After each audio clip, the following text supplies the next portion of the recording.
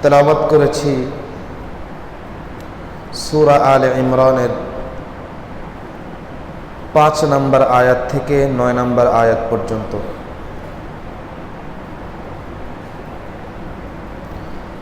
এই আয়াতে কারিমাগুলোর মধ্যে আল্লাহ রাব্বুল আলামিন আমাদেরকে সম্বোধন করে বলছেন, ইন্নাল্লাহা লা ইয়াখফা আলাইহি শাইউন ফিল আরদি ওয়ালা ফিস সামা। না আসমানে না জমিনে কোথাও কোনো কিছু আল্লাহর কাছ থেকে গোপন থাকে না। যেখানে যা কিছু হোক না কেন সব কিছু আল্লাহ রাব্বুল আলামিনের ইলমের মধ্যে, জ্ঞানের মধ্যে থাকে। ওয়া মা তাসকুতু মিন ওয়ারাকাতিন ইল্লা ইয়ালামুহা। যদি কোনো গাছ থেকে কোনো পাতাও পড়ে আল্লাহ সেটাও জানেন। ওয়া মা তাসকুতু মিন ওয়ারাকাতিন ইল্লা ইয়ালামুহা ওয়ালা হাববাতিন ফি যুলুমাতিল আরদ। জমিনের অন্ধকারে আমরা যে বীজ বপন করি কৃষকেরা, এটার কি অবস্থা, কোন জমিনের নিচে বীজ আছে, কোন জমিনের নিচে বীজ নেই, কোন বীজ থেকে ফসল উৎপন্ন হবে, কোন বীজ থেকে ফসল উৎপন্ন হবে না, যাবতীয় সংবাদ ইলম আল্লাহ রাব্বুল আলামিনের জন্য সাব্যস্ত। ওয়ালা রুতবিন ওয়ালা ইয়াবিস। খুব স্থল ভাগের কোনো কিছু, খুব জলভাগের কোনো কিছু, পানির জগতেও যদি কোনো কিছু ঘটে যেগুলো আমরা আমাদের মানবীয় দৃষ্টি থেকে দেখতে পারি না, ইল্লা ফি কিতাবিম মুবিন। আল্লাহ বলেন যাবতীয় বিষয়ের ডিটেলস আমি আল্লাহর কাছে লিপিবদ্ধ একটি গ্রন্থের মধ্যে স্পষ্টভাবে সবকিছু লেখা আছে। এজন্য কোনো কিছুই আল্লাহ রাব্বুল আলামিন থেকে গোপন থাকে না। আমরা যতই গোপন করার চেষ্টা করি না কেন এবং মনে মনে যতই চিন্তা করি না কেন যে বিষয়টি গোপনে আছে, এমনকি আমরা যে সব গুনাহ মানব চক্ষুর আড়ালে অন্তরালে করি, করার পর ওই গুনাহের সমস্ত চিহ্নগুলো মুছে ফেলি, সেটাও আল্লাহ রাব্বুল আলামিনের কাছে সুস্পষ্টভাবে সংরক্ষিত থাকে। আরো জোরালো করে বললে, আমরা যে গুনাহ মোবাইলে করি, করার পর হিস্ট্রি ডিলিট করে দেই, যাবতীয় তথ্য মুছে ফেলি, যাবতীয় তথ্য নাই করে দেই, এরপর ওই মোবাইল কারো হাতে দেওয়া হলে কোনো মানুষ সেখান থেকে কোনো তথ্য কোনো কিছু বের করতে পারে না। কিন্তু লা ইয়াখফা আলাইহি শাইউন ফিল আরদি ওয়ালা ফিস সামা। আমার আল্লাহ রাব্বুল আলামিনের কাছে যে হিস্ট্রি জমা আছে, যে লিস্ট জমা আছে, সেই লিস্ট থেকে কোনো কিছু কখনো গোপন হয় না। হুয়াল্লাযী ইউসাউবিরুকুম ফিল আরহাম কাইফা ইয়াশা। আল্লাহ বলছেন আমি হলাম সেই সত্তা যিনি তোমাদেরকে মায়ের পেটে আকৃতি দান করেন, কাইফা ইয়াশা, যেভাবে তিনি ইচ্ছা করেন। আমরা মায়ের পেটে প্রবেশ করি একটা নাপাক পানির ফোঁটা হয়ে, সেই ফোঁটাটা রক্তপিণ্ডে পরিণত হয়, সেখান থেকে গোস্তপিণ্ড পরিণত হয়, সেই গোস্তপিণ্ডের মধ্যে হাড্ডি তৈরি হয়। এরপর আল্লাহ রাব্বুল আলামিন আমাদেরকে আকৃতি দান করেন। মায়ের পেটে 3টা বিষয় সংঘটিত হয়। আল্লাহ আমাদের ব্যাপারে ফয়সালা করে দেন আযাকারুন আন উনসা। যখন কোন গোস্তপিণ্ড মায়ের পেটে অবস্থান করে, আল্লাহ সর্বপ্রথম ফয়সালা করেন সে পুরুষ হবে নাকি নারী হবে। তারপর ফয়সালা হয় হাসানুন আম কাবিহ, দেখতে সুন্দর হবে নাকি কুৎসিত হবে। এরপর ফয়সালা হয় আশাকিয়ুন আম সাঈদ, সে কি সৌভাগ্যবান হবে নাকি কপাল পোড়া হবে। মায়ের পেট থেকেই আল্লাহ রাব্বুল আলামিন এই 3 ফয়সালা বনি আদমের জন্য দিয়ে তারপর মায়ের পেট থেকে বের করেন। এজন্য আল্লাহ বলছেন হুয়াল্লাযী ইউসাউবিরুকুম ফিল আরহাম, আমি আল্লাহ হলাম সেই মহান সত্তা যিনি তোমাদেরকে মায়ের পেটে মাতৃগর্ভে আকৃতি দান করি, কাইফা ইয়াশা, যেভাবে আমি ইচ্ছা করি।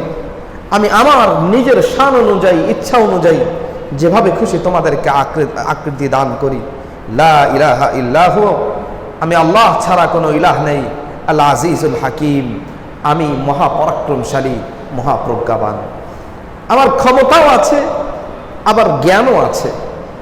আমি যা কিছু করি আমার পূর্ণাঙ্গ ক্ষমতার সাথে করি, এবং যা কিছু করি আমার পূর্ণাঙ্গ হিকমতের সাথে করি।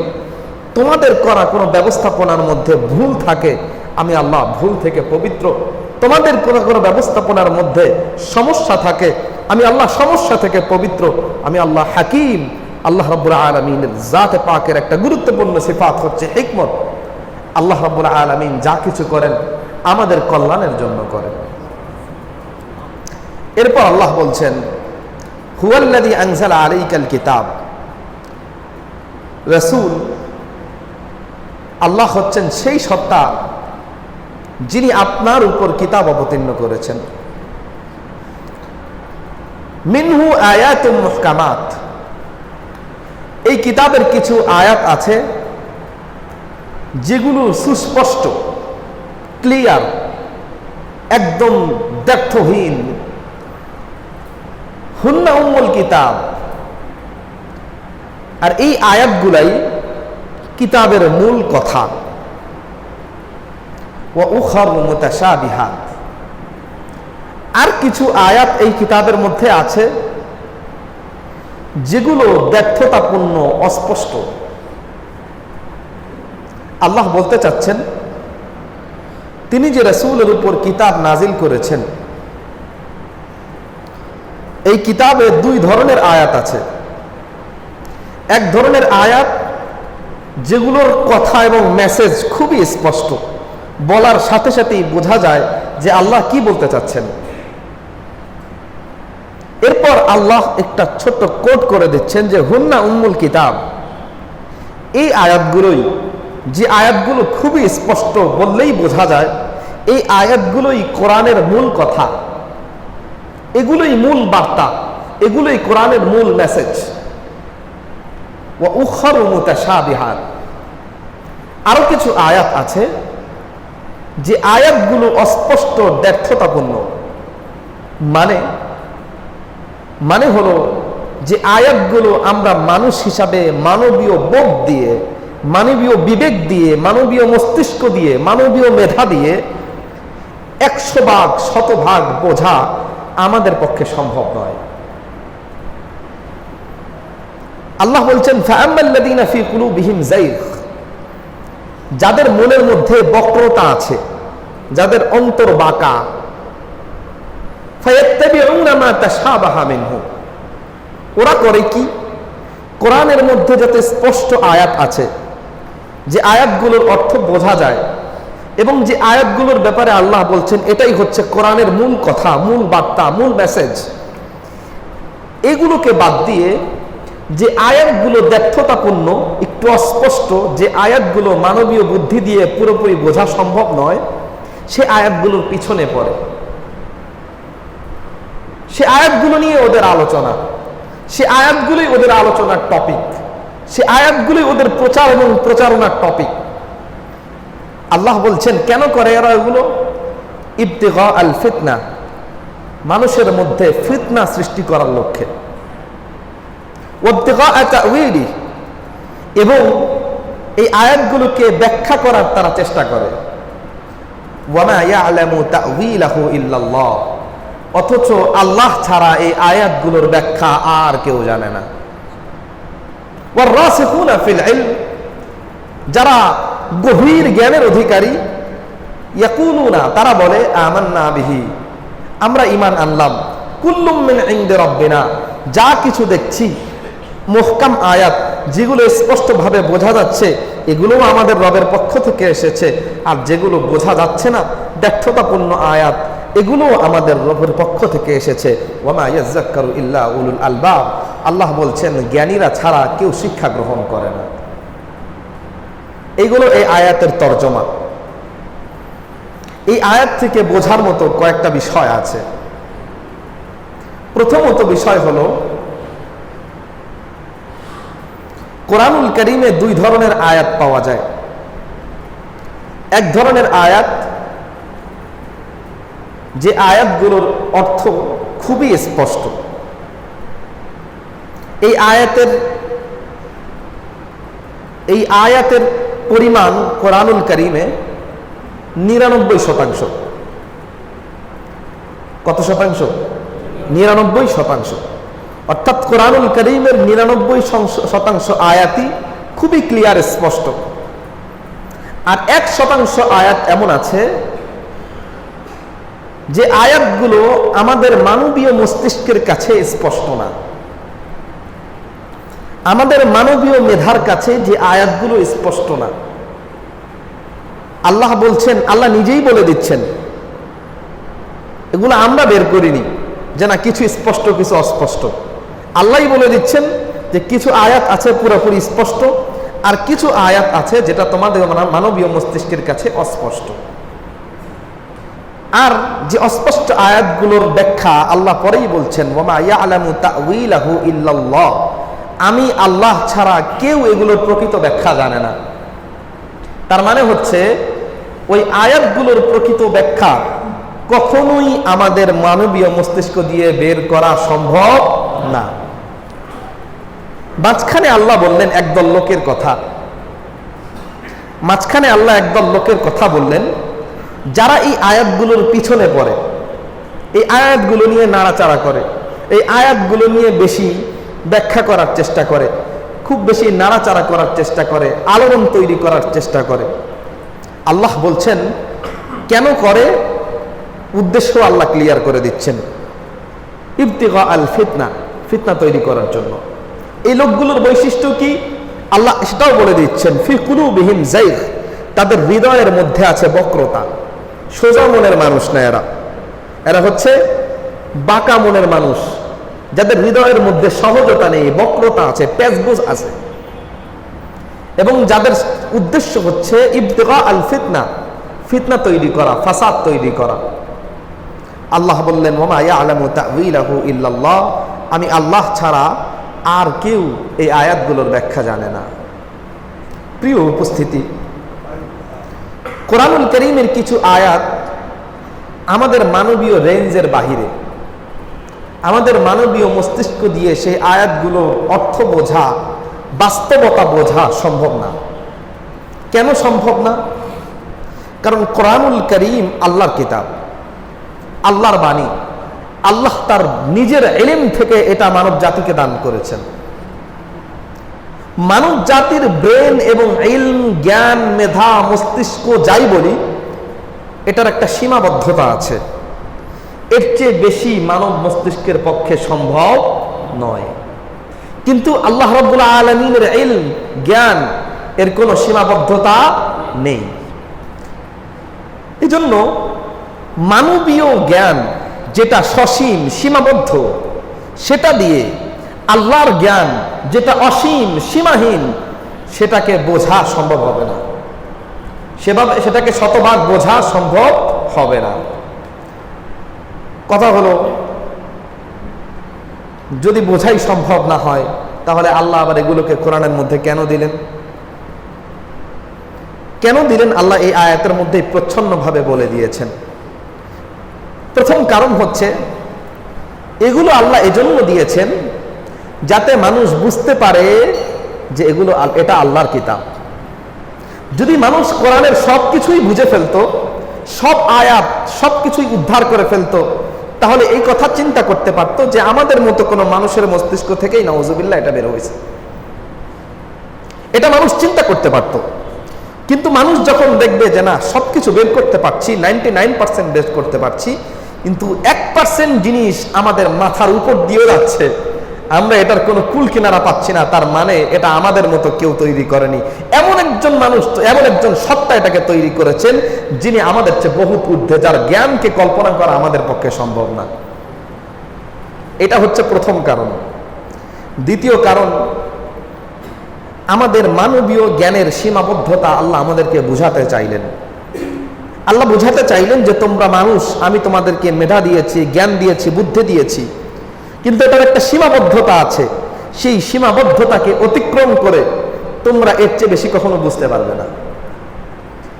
মানবীয় মেধার কাজ হচ্ছে এটা একটা সীমাবদ্ধ পরিসর পর্যন্ত চিন্তা করতে পারবে, এবং এই যে সীমাবদ্ধ পরিসর পর্যন্ত যে চিন্তা করবে এর মধ্যে শত শত ভুল হবে। এর মধ্যে কি হবে? শত শত ভুল হবে। মুহূর্তে মুহূর্তে ডিসিশন চেঞ্জ হবে, ফলাফল বদলাবে। এখন একটা বলেছে 10 মিনিট চিন্তা করার পর ফলাফল পরিবর্তন হবে না, এটা এরকম বলছিলাম, এরকম না, এরকম। এটা মানবীয় মেধার কাজ,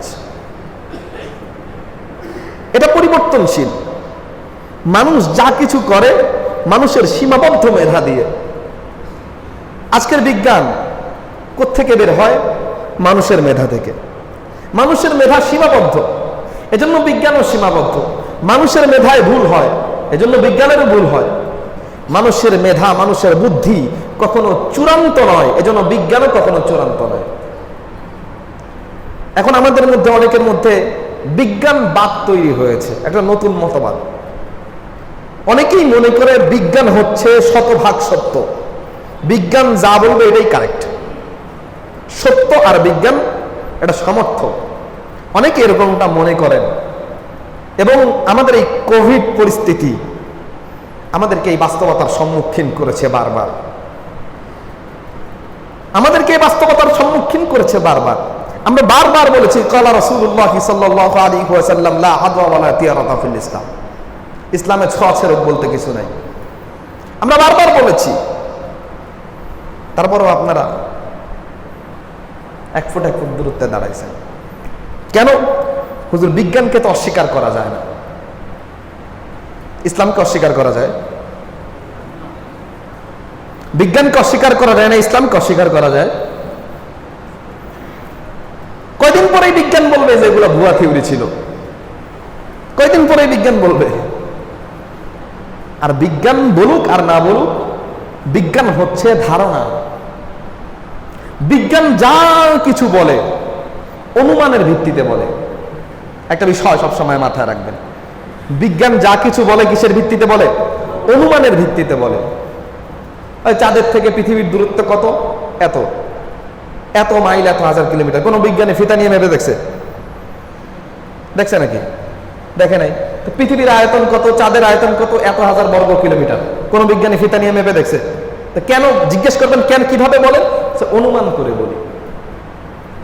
আল্লাহ রাব্বুল আলামিন কোরআনুল কারীমের মধ্যে মানব প্রসূত জ্ঞান এবং ওয়াহির জ্ঞান, যেটা আল্লাহর পক্ষ থেকে এসেছে, এই দুইটার পার্থক্য করতে গিয়ে আল্লাহ বলছেন ইয়াত্তাবিউনা ইল্লা যন। কোরআনের বিপরীতে তারা যা কিছু মানতে চায় সেটা হচ্ছে নিছক ধারণা, অনুমান। ওয়া ইন্না যন্না লা ইউগনি মিনাল হাক্কি শাইআ। সত্যের মোকাবেলায় ধারণা কোনো কিছু না। এজন্য বিজ্ঞান এটা হচ্ছে অনুমান, এটা হচ্ছে জন, এটা হচ্ছে ধারণা, এটা মানবীয় অভিজ্ঞতা। আজকে একটা বলছে 70 বছর আগে আরেকটা বলেছিল। আজকে বলছে পৃথিবী ঘুরে, 70 বছর আগে বলেছিল পৃথিবী ঘুরে না, সূর্য ঘুরে। আবার কয়েক বছর পরে বলবে সবকিছু ঘুরে। বিজ্ঞান তার ডিসিশন 100 বছরের মধ্যে 3 বার 4 বার 5 বার চেঞ্জ করে, পরিবর্তন করে। আপনি বিজ্ঞানের হিস্ট্রি পড়েন, দেখবেন বিজ্ঞান তার ডিসিশন চেঞ্জ করে। একবার বলেছে পৃথিবী ঘুরে, আরেকবার বলেছে না সূর্য ঘুরে, এখন এসে বলছে না সবই ঘুরে। তো যখন 70 বছর আগে বিজ্ঞান বলছিল পৃথিবী ঘুরে না, সূর্য ঘুরে না, তো তখন মানুষ মনে করছে এটাই সত্য।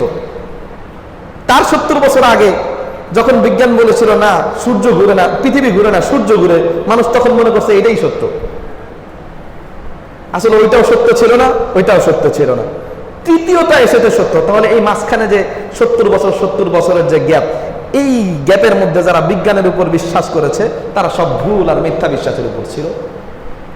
বিজ্ঞানী এই কথা বলতেছে। তো বিজ্ঞান তার ধারণা পরিবর্তন করে, চেঞ্জ করে। আর কোরআন যে লফজে 1400 বছর আগে নাজিল হয়েছে, ওই লফজে কোরআন কিয়ামত পর্যন্ত থাকবে, একটা শব্দ থেকে এক চুল বিচ্যুত হবে না। এটা হচ্ছে ইলম, জ্ঞান, আল্লাহর পক্ষ থেকে নিশ্চিত বিষয়, যার মধ্যে সন্দেহ নেই।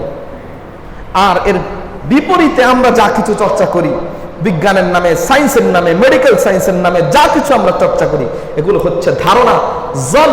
আল্লাহ বলছেন ওয়া ইন্না যন্না লা ইউগনি মিনাল হাক্কি শাইআ। এই ধারণা, কল্পনা, অনুমান, এটা সত্যের মোকাবেলায় কোনো কাজে আসবে না। এজন্য ইলমুল ওয়াহি, যেটা আল্লাহ এবং তার রাসূলের পক্ষ থেকে উঠেছে, এটা হচ্ছে জ্ঞান। কোরআনের পরিভাষা, ইসলামের পরিভাষা, এটাকে জ্ঞান বলা হয়েছে। আর এর বিপরীতে মানব রচিত যা কিছু আছে সবকিছুকে বলা হয়েছে জন, ধারণা, অনুমান, কল্পনা। এজন্য একটা বিষয় সবসময় মাথায় রাখবো, আমরা মানুষ, আমাদের মাথার চিন্তার, মেধার সীমাবদ্ধতা আছে, এটাই ভুল হতে পারে। এজন্য মানব রচিত যা কিছু আছে, মানুষের মস্তিষ্ক প্রসূত যা কিছু আছে, মানুষের মাথা থেকে বের হয়েছে যা কিছু আছে, এটার মধ্যে হাজার ভাল ভুল হওয়ার সম্ভাবনা আছে। কিন্তু পক্ষ থেকে যেটা এসেছে সেটার মধ্যে কোশ্চিনকালেও ভুল হওয়ার সম্ভাবনা নেই। আচ্ছা, তো আল্লাহ আমাদেরকে বুঝালেন যে আমাদের মেধা হচ্ছে সীমাবদ্ধ, আমাদের চিন্তা, আমাদের মাথার চিন্তা করার কোয়ালিটি, মস্তিষ্ক, এটা হচ্ছে সীমাবদ্ধ। আল্লাহর কোরআনের কিছু আয়াত আমরা বুঝবো, আর অল্প কিছু আয়াত থাকবে যেগুলো আমরা অনুধাবন করতে পারবো না। মুতাশাবিহ, কোরআন আয়াতকে দুই ভাগে বিভক্ত করা হয়েছে। এক ভাগের নাম হচ্ছে মুহকাম, যেগুলোর কথা, বার্তা, মেসেজ ক্লিয়ার। আরেক ভাগের নাম হচ্ছে মুতাশাবিহ, যেগুলোর বার্তা, মেসেজ আমাদের কাছে পুরোপুরি ক্লিয়ার না। এগুলো কোনগুলো? ওলামায়ে উম্মত এগুলোর ব্যাপারে মন্তব্য করতে গিয়ে বলেছেন আল হুরুফুল মুকাত্তাআত। কোরআনের বিভিন্ন সূরার শুরুতে আলিফ লাম মিম, আলিফ লাম মিম সাদ, কাফ হা ইয়া আইন সাদ, তাহা ইয়াসিন, এই যে হুরুফে মুকাত্তাআত গুলো আছে, খণ্ডিত খণ্ডিত অক্ষর, এই অক্ষরগুলো হচ্ছে মিনাল মুতাশাবিহাত, এমন কিছু বার্তা, এমন কিছু মেসেজ যেগুলো বলে আল্লাহ কি বুঝাতে চেয়েছেন আমরা মানবীয় মস্তিষ্ক দিয়ে সেটা বুঝতে পারি না। আর কি মুতাশাবিহের আরেকটা অংশ হচ্ছে, মুতাশাবিহ অস্পষ্ট আয়াতের আরেকটা অংশ হচ্ছে আল্লাহর সিফাত সংক্রান্ত কিছু আয়াত। আল্লাহ রাব্বুল আলামিন কোরআনুল কারীমে তার কিছু সিফাত বর্ণনা করেছেন, যে সিফাতগুলো বাস্তবতা কি আমরা আমাদের মানবীয় মস্তিষ্ক থেকে কখনো কল্পনা করতে পারি না। কি সেই সিফাত? আল্লাহ কখনো বলেছেন আর রহমানু আলাল আরশি ইস্তাওয়া, আল্লাহ আরশের উপর সমাসীন হয়েছেন। আল্লাহ আরশের উপর সমাসীন হয়েছেন। আল্লাহ কত মহান, কত বড়, আমরা আমাদের নলেজ দিয়ে কল্পনা করতে পারি না। আরশ কত বড়, সেটাও আমরা আমাদের নলেজ দিয়ে কল্পনা করতে পারি না। কিভাবে সমাসীন হলেন, এটাও আমাদের মস্তিষ্ক দিয়ে কল্পনা করা আমাদের পক্ষে সম্ভব না। আল্লাহ বলছেন ইয়াদুল্লাহি ফাওকা আইদিহিম, বাইয়াতের রিদওয়ানের সময় সাহাবীরা নবীর হাতের উপর হাত দিয়ে বাইয়াত করেছে। আল্লাহ বললেন ওই হাতগুলোর উপরে, সাহাবীদের হাতগুলোর উপরে আমি আল্লাহর হাত ছিল। এখন আল্লাহর হাত বলতে আল্লাহ কি বুঝিয়েছেন, আল্লাহর হাত বলতে আল্লাহ কি বুঝিয়েছেন, এটা আমাদের মানবীয় সংকীর্ণ মস্তিষ্কে আমরা বুঝতে পারবো না। আল্লাহ রাব্বুল আলামিন আমাদের মতো না, লাইসা কামিসলিহি শাই, কোনো কিছুই তার মতো না, আমরা কখনোই তার সাদৃশ্য না। আল্লাহর হাত এর মানে এটা কখনোই নয় যে সেই হাত আমাদের মানুষের হাতের মতো হবে। এটা আমাদের চিন্তার বাইরে, এটা আমাদের কল্পনার বাইরে। আল্লাহ আরেক আয়াতের মধ্যে বলেছেন ইয়াউমা ইউকশাফু আন সাক, আমি আল্লাহ কিয়ামত দিবসে আমার পায়ের গোছা বের করব। উন্মোচিত হবে আমার পায়ের গোছা। এরপর ফায়ুদাউনা ইলা সুজুদ, সবাইকে বলা হবে সেজদা দিতে। ফালা ইয়াস্তাতিউন, যারা দুনিয়ার জীবনে আল্লাহকে সেজদা করেনি ওরা সেজদা করতে পারবে না, সেজদা করতে চাইবে কিন্তু পারবে না। এখন আল্লাহর পায়ের গোছা বলতে আল্লাহ কি বুঝিয়েছেন, এটার বাস্তবতা কি? এটা কি কখনোই তাআলাল্লাহু আন যালিকা উলুওয়ান কাবীরা আমাদের পায়ের মতো হতে পারে না, নাউযুবিল্লাহি মিন যালিক। কারণ আল্লাহ আমাদের সাদৃশ্য নন। আমাদের বাঁচতে হলে দেহ লাগে, সময় লাগে, স্থান লাগে, জায়গা লাগে, কাল লাগে, দিক লাগে। আল্লাহ সমস্ত কিছু থেকে পবিত্র। আল্লাহর জন্য না কোনো দেহ আছে, আল্লাহর জন্য না কোনো দেহ আছে, না কোনো কাল স্থান আছে, না কোনো সময় আছে। তিনি সময়ের স্রষ্টা, সময়কে তিনি নিজে বানিয়েছেন, স্থানকে তিনি নিজে তৈরি করেছেন। আমাদের ডান বাম উপর নিচ আছে, আমাদের ডান বাম সামনে পিছনে উপর নিচ আছে। আল্লাহর জন্য সমস্ত কোনো দিকও সাব্যস্ত নেই। তিনি আমাদের ধারণা, কল্পনা, অনুমান থেকে ঊর্ধ্বে। কারণ আমরা যে কোনো জিনিস কল্পনা করলে সেই জিনিসের ডান দিক থাকবে, বাম দিক থাকবে, সামনে থাকবে, পিছন থাকবে, নাকি? আমাদের কল্পনার মধ্যে এগুলো থাকবে। কিন্তু আল্লাহ তিনি এমন এক জাতে পাক, তিনি এগুলো থেকে ঊর্ধ্বে, এগুলো থেকে পবিত্র। এখন আমরা যদি কোরআনুল কারীমের এই সমস্ত আয়াতের পিছনে পড়ি, এই সমস্ত আয়াতগুলোকে ব্যাখ্যা করতে যাই, এই সমস্ত আয়াতগুলোকে আলোচনার টপিক বানাই, আমাদের মেধা মস্তিষ্কের মধ্যে একটা হযবরল অবস্থা তৈরি হবে, আমরা বিভ্রান্ত হব। এজন্য আমাদের পূর্বসূরি সালাফ যারা আমাদের অনুসরণীয় ছিলেন তাদের কথা খুবই স্পষ্ট। আল্লাহ কোরআনে যা বলেছেন তা সত্য, আল্লাহ কোরআনে যা বলেছেন তা সত্য। আল্লাহ ইয়াদুল্লাহর কথা বলেছেন, আল্লাহ নিজের জাতে পাকের জন্য হাতের কথা বলেছেন, আল্লাহর কথা সত্য। আল্লাহ বলছেন আর রহমান আলাল আরশ ইস্তাওয়া, রহমান আরশের উপর ইস্তিওয়া হয়েছেন, আল্লাহর কথা সত্য। কিন্তু এর কাইফিয়ত কি, এর সূরত কি, এর অবস্থা কি, এটা আমরা জানি না। ওয়ালা ইয়ালামু কাইফিয়াতাহু ইল্লাল্লাহ, এর অবস্থা আল্লাহ ছাড়া কেউ জানে না। এগুলো মুতাশাবিহ, এগুলোর পিছনে পড়া এটা বুদ্ধিমানের কাজ নয়। এগুলোর পিছনে যারা পড়ে বুঝতে হয় তাদের হৃদয়ের মধ্যে বক্রতা আছে। এগুলোর পিছনে যারা পড়ে বুঝতে হয় যে ইবতিগা আল ফিতনা, তাদের উদ্দেশ্য ফিতনা সৃষ্টি করা। বড় ভয়ঙ্কর হচ্ছে এক শ্রেণীর মানুষ, বর্তমান সময়ে এক শ্রেণীর মানুষ এই সমস্ত বিষয়কে আলোচনার টপিক বানিয়েছে, এই সমস্ত বিষয়কে আলোচনার কেন্দ্রবিন্দু বানিয়েছে এবং মানুষকে তারা বোঝানোর চেষ্টা করছে এগুলোই হচ্ছে ঈমান। আল্লাহ বলছেন আয়াতে মুহকামাতের কথা, যে আয়াতগুলো ক্লিয়ার, এবং বলছেন হুন্না উম্মুল কিতাব, এগুলোই হচ্ছে কিতাবের মূল কথা, এগুলোই হচ্ছে কিতাবের মূল বার্তা, যেগুলো স্পষ্ট বোঝা যায়। আর যেগুলো অস্পষ্ট বোঝা যায় না ওগুলো কিতাবের মূল বার্তা না, আমি ওগুলো তোমাদেরকে পরীক্ষা করার জন্য দিয়েছি, দেখি তোমাদের কে কে পাকনামি করে ওগুলোকে ব্যাখ্যা করতে যায়, কে ফিতনা সৃষ্টি করতে যায়, তাদের পরীক্ষার জন্য এটা অবতীর্ণ হয়েছে। তো তারা এই বিষয়গুলোকে আমাদের সামনে উপস্থাপন করে এবং বারবার এই টপিকগুলোকে আলোচনায় এনে আমাদের এই পাবলিক প্লেসে, যেই পাবলিক প্লেসের মধ্যে রিক্সাওয়ালা শ্রেণীর মানুষ থাকেন, এমন বহু মানুষ থাকেন যাদের অক্ষর জ্ঞানও নাই, যারা কোনোদিন স্কুলের বারান্দায় পাড়া দেয় নাই, একাডেমিক্যাল জিরো। এমন বহু মানুষ থাকেন যারা ইসলাম সম্পর্ক ক্লিয়ার ধারণা রাখেন না। এমন বহু মানুষ আছে যারা কালিমাও সহজভাবে পড়তে পারেন না। তো তাদের সামনে আল্লাহর হাত, আল্লাহ আরশে ইস্তিওয়া হয়েছেন, এই সমস্ত আলোচনাগুলোকে সহিহ আকীদার নামে প্রমোট করে তাদেরকে বিভ্রান্ত করা হয়। তাদের কল্পনার মধ্যে তখন নিজেদের অজান্তেই আল্লাহর হাত বলতে একটা চিত্র তাদের চোখের সামনে ফুটে ওঠে। তাদেরকে যদি জিজ্ঞাসা করি, ভাই এই কাজটা কেন করলেন, আপনি কি বিশ্বাস করেন যে আল্লাহর মানুষের মতো হাত আছে, তারাও বলবে না, কখনো এই কথা বিশ্বাস করি না। কিন্তু এই কথাগুলো বারবার তাদের সামনে মুতাশাবিহ, যেটা যেটা মানবীয় মেধা দিয়ে কল্পনা করা, বাস্তবতা উদ্ধার করা সম্ভব না, এই টপিকগুলো যখন বারবার মানুষের সামনে আলোচনা করা হয় তো মানুষ তার স্বভাবজাত মেধা দিয়ে ওটাকে কল্পনা করতে যায়, চিন্তা করতে যায় এবং বিভ্রান্ত হয়। এটা অনেকটা ওই গল্পের মতো, আমাদের এক শায়েখ বলতেন যে এক লোক ক্যান্সারের ওষুধ বিক্রি করে গ্যারান্টি সহকারে, এই ওষুধ 1 মাস খাবেন, খেলে আপনার ক্যান্সার ভালো হয়ে যাবে, দাম 1 লক্ষ টাকা, যদি বিফলে যায় টাকা ফেরত,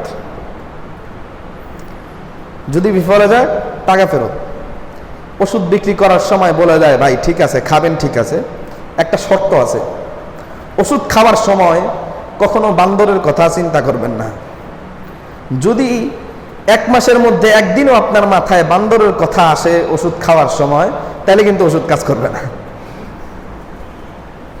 এই কথা বলার পর যখনই কোনো মানুষ ওষুধ খাইতে যায় বান্দরের চিন্তা আসে, ওষুধ হাতে নিলেই বান্দরের কথা মনে পড়ে। চিন্তাটাকে উস্কে দেওয়া, তো এক ধরনের মানুষ যারা এই চিন্তাটাকে উস্কে দিচ্ছে, রাসূলুল্লাহ সাল্লাল্লাহু আলাইহি ওয়াসাল্লাম বুখারী শরীফের হাদিসের মধ্যে ইরশাদ করেছেন, ক্বালা রাসূলুল্লাহ সাল্লাল্লাহু আলাইহি ওয়াসাল্লাম, আল্লাহর হাবিব বলছেন যে যখন তোমরা দেখবে কোনো ব্যক্তিদেরকে, একদল ব্যক্তিকে যারা কোরআনের এই মুতাশাবিহ আয়াত, আল্লাহর সিফাত সংক্রান্ত আয়াত, এ ধরনের অস্পষ্ট আয়াতগুলোকে নিয়ে নিজেদের মধ্যে ঝগড়া বিবাদ করছে, তর্ক বিতর্ক করছে, এগুলো নিয়ে তর্ক বিতর্ক হয়। আপনারা যারা অফলাইনে আছেন ভালো, অনলাইনে থাকলে আরো মুসিবত। অনলাইনে এগুলো নিয়ে তর্ক বিতর্ক হয়। রাসূল বলছেন যখন তোমরা দেখবে কোনো ব্যক্তিকে এই সমস্ত আয়াত নিয়ে তর্ক বিতর্ক করছে, ঝগড়া করছে, তো ফালামু, তোমরা জেনে রাখো যে এরাই হচ্ছে সেই লোক যাদের ব্যাপারে কোরআনে আল্লাহ এই আয়াত অবতীর্ণ করেছে, যাদের হৃদয়ের মধ্যে বক্রতা আছে, যাদের হৃদয়ের মধ্যে বক্রতা আছে, যাদের উদ্দেশ্য ফিতনা তৈরি করা। প্রিয় ভাইয়েরা আমার, কোরআনুল কারীম স্পষ্ট, ইসলামের মূল বার্তা খুবই স্পষ্ট, এর মধ্যে কোনো অস্পষ্টতার জায়গা নেই। ইসলাম কোরআন স্পষ্ট বার্তা দিয়ে এসেছে, সালাতের বার্তা, সালাত ত্যাগ করা যাবে না, ইসলামের স্পষ্ট বার্তা, ঘুষ খাওয়া যাবে না, সুদ নেওয়া যাবে না, আমানতদারিতাকে খেয়ানত করা যাবে না, মাপে কম দেওয়া যাবে না, ধোঁকা দেওয়া যাবে না, প্রতারণা করা যাবে না, মুসলিম ভাইয়ের সাথে বিদ্বেষ পোষণ করা যাবে না, সত্যতা পোষণ করা যাবে না। এগুলো হচ্ছে মূল ইসলাম, এগুলো হচ্ছে ইসলামের মূল বার্তা, এগুলো হচ্ছে ইসলামের মূল মেসেজ। এগুলোকে বাদ দিয়ে যারা আশপাশের টপিকগুলো নিয়ে সারাদিন ব্যস্ত থাকতে চায়, তারা ইসলামের মূল টপিককে বাদ দিয়ে এই ব্যর্থতাপূর্ণ কঠিন যেগুলোর ব্যাখ্যা আল্লাহ ছাড়া কেউ জানে না, সেগুলোর মধ্যে নিজেদেরকে মত্ত রাখলো। এজন্য তাদের কাছে যাবেন না, তাদের পিছনে পড়বেন না। যারা ইসলামের মূল মেসেজের কথা বলে, যারা তাকওয়ার কথা বলে, যারা নামাজ তরক না করার কথা বলে, নামাজ তরকের পরিণতির কথা বলে, যারা কোরআনের মূল বার্তাগুলো, আমানতদারিতার কথা বলে, ঘুষের বিরুদ্ধে বলে, সুদের বিরুদ্ধে বলে, যারা আমাদেরকে সঠিক ইসলামের স্পষ্ট বার্তাগুলোর কথা বলে, তাদেরকে অনুসরণ করেন, তাদের অনুসারী হন, তাদেরকে ফলো করেন। ব্যর্থতাপূর্ণ বিষয়ে, যে বিষয়গুলো মানবীয় নলেজের মধ্যে আসে না, সেই বিষয়ে আপনার অবস্থান কি, সে বিষয়ে আপনার অবস্থান কি, এটা আল্লাহ আপনাকে কখনো জিজ্ঞাসা করবে না। আল্লাহ আপনাকে জিজ্ঞাসা করবে যে কথাগুলো বুঝছিলা ওগুলা কি মানছিলা নাকি, যেটা তোমার বোঝার যোগ্যতাই আমি দেই নাই, যেটার ব্যাপারে আমি আল্লাহ নিজেই বলছি লা ইয়ালামু তা'ওয়িলাহু ইল্লাল্লাহ, আমি আল্লাহ ছাড়া কেউ সেটার বাস্তবতা জানে না, সেটা সম্পর্কে তো আমি তোমাকে জিজ্ঞাসা করব না। তোমাকে জিজ্ঞাসা করা হবে যে বিষয়গুলো স্পষ্ট ছিল সে বিষয়গুলো নিয়ে। আজকে উম্মতকে বিভক্ত করা হচ্ছে, এভাবে বিভক্ত করা হচ্ছে, বড় কষ্ট হয়, বড় কষ্ট হয় এই সমস্ত চিত্র আমাদের চোখের সামনে পড়লে। ফিকহি ইখতিলাফ নিয়ে উম্মতকে বিভক্ত করা হচ্ছে। ফিকহি ইখতিলাফ উম্মতকে বিভক্ত করার জন্য ছিল না, ফিকহি ইখতিলাফ ছিল উম্মতকে আরো প্রশস্ত করার জন্য।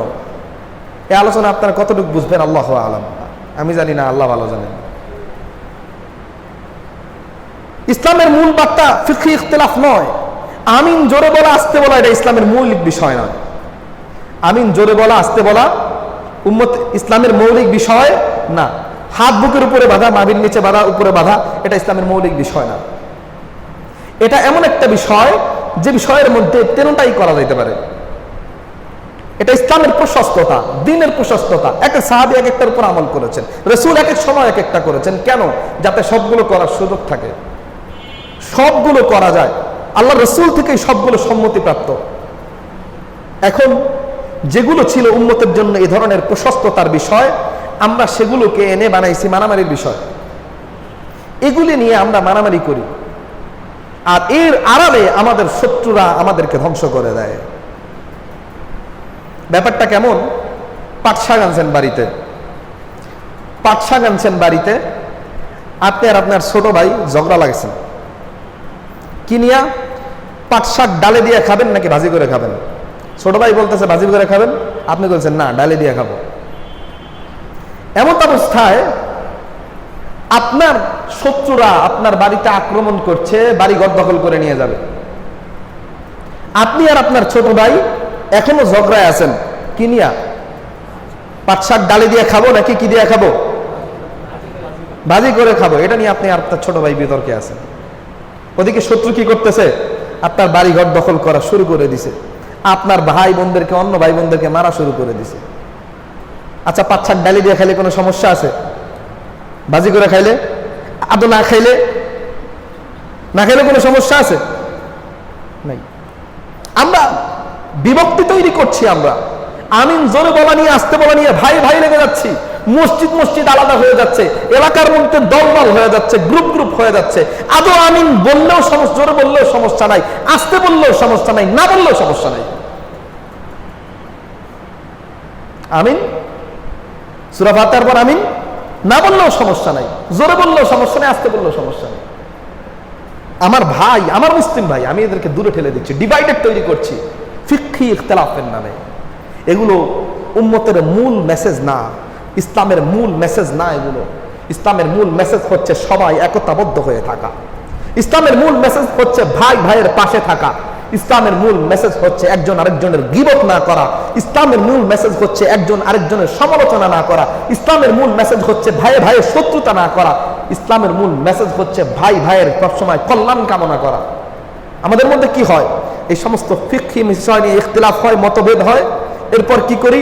এক হুজুর আরেক হুজুরের বিরুদ্ধে লেলায় দেয়, এক হুজুর আরেক হুজুরের বিরুদ্ধে অকল্যাণ কামনা করে, এক হুজুর আরেক হুজুরের বিরুদ্ধে পাবলিক প্লেসে অ্যাটাক করে। আল্লাহ, সব কথা একদিন বলে দেব নাকি? কিছু বিষয় আছে, বিতর্ক আছে, যেগুলো শুধুমাত্র একাডেমিক্যাল বিতর্ক। বুঝছেন কথা? কিছু কথা শুধুমাত্র টেবিলেই থাকে, কিছু কথা শুধুমাত্র কই থাকে? আলোচনার টেবিলেই থাকে। বাস্তব জীবনে গিয়ে সেই কথার কারণে, সেই আলোচনার কারণে কোনো ডিভাইডেড তৈরি হয় না। এই উম্মত তার শুরু লগ্ন থেকে কেউ এখানে হাত বাড়ছে, কেউ এখানে হাত বাড়ছে, কেউ নিচে হাত বাড়ছে। এই উম্মত তার শুরু লগ্ন থেকে কেউ জোরে আমিন বলছে, কেউ আস্তে আমিন বলছে, শুরু লগ্ন থেকে। এবং এই বিষয় নিয়ে আজকে কালকে আমাদের মধ্যে বিতর্ক হচ্ছে তা না, এই উম্মতের শুরুর যুগ থেকে নিয়ে এগুলো নিয়ে বিতর্ক হচ্ছে। সাহাবীদের মধ্যে এগুলো নিয়ে কথাবার্তা হয়েছে। এক সাহাবী আরেক সাহাবীকে দেখেছেন এরকম আমল করতে, উনি আরেক রকম আমল করছেন। আরেক সাহাবীকে দেখেছেন আরেক রকম আমল করতে। এগুলো হয়ে আসছে। সাহাবীরা নিজেদের মধ্যে এগুলো নিয়ে আলোচনাও করেছেন, দলিল ইস্তেদলালও হয়েছে। কিন্তু ওই আলোচনার মধ্যেই সীমাবদ্ধ। ওই আলোচনার কারণে কোন সাহাবীর পাশ থেকে নামাজে সরে যান নাই। আলোচনা হয়েছে, বিতর্ক হয়েছে, আমিন জোরে হবে নাকি আসতে হবে, দলিল দিয়েছে, উভয়ের দলিল দিয়েছে। আপনি আমার দলিল দিয়েছেন, আমি আপনার দলিল দিয়েছি। দলিলের আলোচনা শেষ, এখন নামাজ দাঁড়াবে, আমি আপনার পাশে গিয়ে দাঁড়াবো। ওই আলোচনা টেবিলে শেষ, ওই আলোচনা টেবিলে শেষ, ওই বিতর্ক টেবিলে শেষ। ওই টেবিলের বিতর্ক যেন আমার আপনার বাস্তব জীবনের বাস্তব কর্মক্ষেত্রে আমাদের মধ্যে বিভেদ তৈরি না করে। এই জন্য কখনো কখনো সময়বশত ওই টেবিলের আলোচনাকে রাখতে হয়। ওগুলা বাদ দেন, এখন আপাতত টেবিলের আলোচনা বাদ দেন। ঘর চলে যাচ্ছে, পাট শাক কিভাবে খাবো ওই আলোচনা এখন থাক। যখন ঘর দখল হয়ে যাচ্ছে, পাট শাক কিভাবে খাবো ওই আলোচনা থাক। আমার বড় কষ্ট লাগে, ব্যক্তিগতভাবে আমার বড় কষ্ট লাগে। আমাদের উম্মতের বড় বড় আলেম, আমাদের এই বাংলাদেশ থেকে বড় বড় স্কলার যারা বাহিরে গিয়ে শিক্ষিত হয়ে আসছেন, আমাদের কাছে যখন তারা বাহিরে যান, শুনি যে অমুক বিশ্ববিদ্যালয়, মদিনা বিশ্ববিদ্যালয়, উম্মুল কুরায় আছেন, কেউ আল আজহারে আছেন। আমাদের বুলের মধ্যে আশা জাগে, যা ওনরা ওখান থেকে আসবেন, বড় বড় ডিগ্রি নিয়ে আসবেন, উম্মতের জন্য অনেক বেশি কাজ করবেন, যেসব কাজের যোগ্যতা আমাদের নেই সেগুলো ওনরা করবেন। এসে দেখি ওই সংকীর্ণ মাসালার মধ্যে ওরা এসে মারামারি করতেছে। কি হলো? এই বড় বড় বিশ্ববিদ্যালয় থেকে এত বড় বড় ডিগ্রি এসে উম্মতকে এই সংকীর্ণ মাসালাগুলোর মধ্যে বিভক্ত করে দেওয়া। এজন্য মেরে ভাই আজিজ, একটা কথা খুব ক্লিয়ার করে মাথায় রাখবেন, আমলি ইখতিলাফ এটা আমলি, এটার ব্যাপারে অনেক ক্ষেত্রেই একাধিক সুন্নাত, এভাবেও সুন্নাত আছে, এভাবেও সুন্নাত আছে, এভাবেও সুন্নাত আছে। এমন একজন এভাবে বাচ্চা দেখে আপনি তার ধাক্কান শুরু করছেন, আপনি তার সমালোচনা শুরু করছেন, আবার আপনি এভাবে বাঁধেন আরেকজনের নাবির নিচে বাচ্চা দিচ্ছেন, মিয়া রাজনী হাদিসে। এগুলো করতে যাবেন না ভাই, এগুলো করতে যাবেন না। আপনি আপনারটা করেন, এগুলো মূল কিতাব নয়, এগুলো ইসলামের মূল বার্তা নয়। ইসলামের মূল বার্তা হচ্ছে ভাই ভাই বিদ্বেষ না করা। ইসলামের মূল বার্তা হচ্ছে নিজেদের মধ্যে বিভেদ তৈরি না করা। ইসলামের মূল বার্তা হচ্ছে কাফেরদের বিরুদ্ধে, বিজাতীয় বিধর্মীদের বিরুদ্ধে নিজের একতাবদ্ধ থাকা। এটা হচ্ছে ইসলামের মূল বার্তা। আল্লাহ রাব্বুল আলামিন আমাদেরকে বোঝার তৌফিক দান করুন। আল্লাহ বলছেন, রব্বানা লা তুযিগ কুলুবানা বা'দা ইয হাদাইতানা ওয়া হাব লানা মিন লাদুনকা রাহমাহ ইন্নাকা আনতাল ওয়াহ্হাব। আল্লাহ আমাদেরকে দোয়া শিক্ষা দিয়েছেন, হে রব লা তুযিগ কুলুবানা, আমাদের দিলকে আপনি বেঁকা বানায় দিয়েন না, আমাদের দিলকে সোজা রাখেন। বা'দা ইয হাদাইতানা, আমাদেরকে হেদায়েত দান করার পর একবার হেদায়েত দান করে দিলকে আবার বেঁকা বানায় দিয়েন না, দিলকে সোজাই রাখেন। ওয়া হাব লানা মিন লাদুনকা রাহমা, আর আমাদেরকে আপনার পক্ষ থেকে রহমত দান করেন। ইন্নাকা আনতাল ওয়াহ্হাব, আপনি তো দাতা, আপনি না দিলে আর দেওয়ার কেউ নাই। আল্লাহ আমাদেরকে যা শুনলাম বুঝে আমল করার তৌফিক দান করুন, আমিন। ওয়া আখির দাওয়ানা আনিল হামদুলিল্লাহি রাব্বিল আলামিন।